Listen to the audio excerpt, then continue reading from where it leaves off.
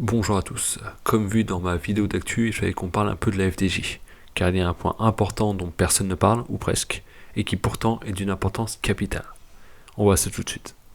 There's a certain wiring that's very useful. I am better! Ça m'excite! J'ai les tétons qui pointent! I'm talking about this. Qu'est-ce que c'est que cette histoire alors? En fait, je suis tombé sur un post Twitter qui parlait de la FDJ, et Philippe de Finance Academy commentait. Il a soulevé un point auquel je n'avais jamais fait attention à propos de la FDJ, n'étant pas une entreprise qui m'intéresse, j'ai jamais approfondi.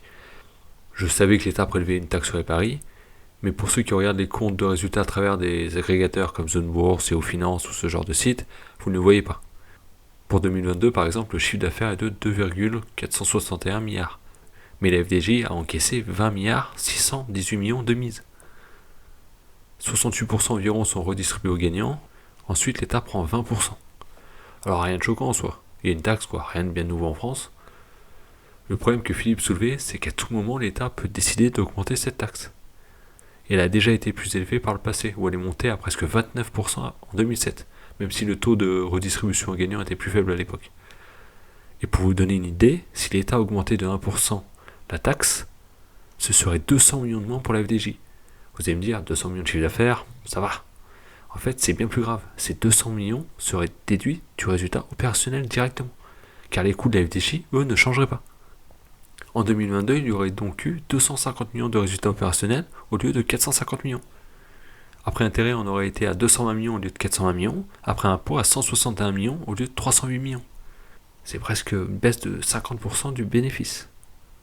Et s'ils augmentaient de 2,5% la taxe, la FDJ n'aurait tout simplement plus de bénéfices. Alors beaucoup pensent que le problème est que l'État est actionnaire, mais le problème vient vraiment d'ici. Le fait que l'État à tout moment peut changer la taxe pour récupérer un peu d'argent. Et on sait qu'en ce moment ils ont besoin d'argent, qu'ils sont prêts à piocher un peu n'importe où. Donc on n'est pas à l'abri qu'un jour ils décident d'augmenter cette taxe pour gratter un peu des sous. Surtout que ça n'impacterait presque personne. Il y a 3% des Français qui investissent en bourse. S'il y en a un tiers qui ont la FDJ, ça fait 1% de la population. En plus, ça ferait plaisir à LFI, en touchant méchants actionnaires que vous êtes. Alors, c'est pas dit qu'ils le feront, surtout que maintenant que, bon, elle est cotée en bourse, c'est quand même, il y a quand même des investisseurs étrangers et tout ça. Mais c'est un risque à connaître. Et personnellement, j'avais déjà pas envie d'investir dans la FDJ, parce que pour moi, déjà, c'est une valeur de rendement et ça m'intéresse pas. Mais alors là, ça me donne vraiment pas envie. Et voilà, c'était un point que je voulais partager avec vous, parce que personne n'en parle, hormis Philippe pour le coup. Et pourtant, c'est ultra important.